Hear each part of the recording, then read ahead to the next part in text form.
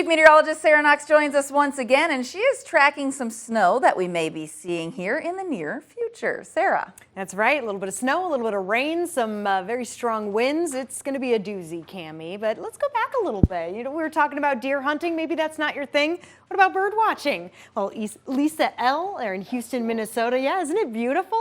She called it the snow globe, and it does look like that. It looks like this beautiful cardinal in the snow globe. I love the snow that's on top of the birdhouse there as it's pecking away at some food. What a gorgeous picture. The red with the white looks fantastic. Lisa, thank you so much for sending that in. Beautiful over there in the driftless. All right, moving over to temperatures now, and temperatures not so beautiful. I like the purple color. It's my favorite color, but I don't like that it means cold temperatures, and most of us in the teens, but not all of us. I'm going to point out Forest City Garner once again because they're in the 20s now.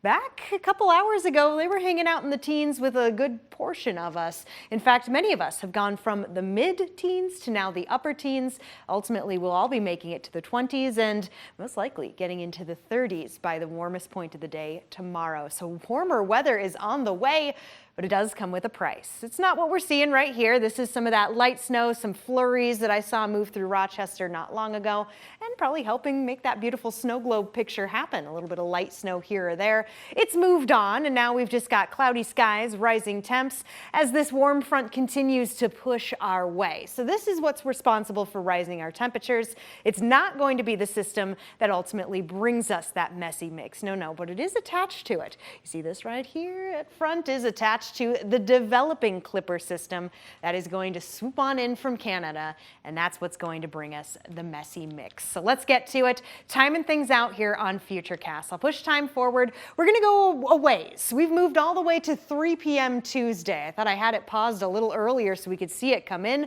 but I think this paints a very nice picture for us. 3 p.m., 4 p.m., we're looking at widespread precipitation. We're talking frozen type, a mixture type, and even some wet. That's there in the green. The pink is that mixture between rain and snow, so temperatures really flirting with the freezing point at this point in time. We'll go later into the day. Now we're around 6 p.m. It does look like a lot of it's starting to move out, but unfortunately it is a big swoop of a low pressure system. 8 p.m. now moving into midnight, and we get kind of caught in that tail end of the swoop from the low pressure system. A little more snow, a little more wintry mixture, and ultimately many of us falling under winter weather alerts. There are many of us who are not under an alert quite yet, still waiting to assess exactly where temperatures might be, the track of the system before the National Weather Service puts anything out. But I'm going to bring our attention to the winter storm watch here. This is due in part to blizzard conditions being possible as winds, they blow right up to around 50 miles per hour with some of these gusts. I'm fast forwarding all the way till Tuesday night into Wednesday morning. Look at this across North Iowa, 40 to 50 mile per hour gusts. And then we also have the possibility for some ice development. A pretty low chance for anything 1/10 of an inch or more, but still something to watch out for, Cammie. There's a lot going on for our Tuesday, Wednesday, and then the cold settles in and there's the goose egg for Saturday.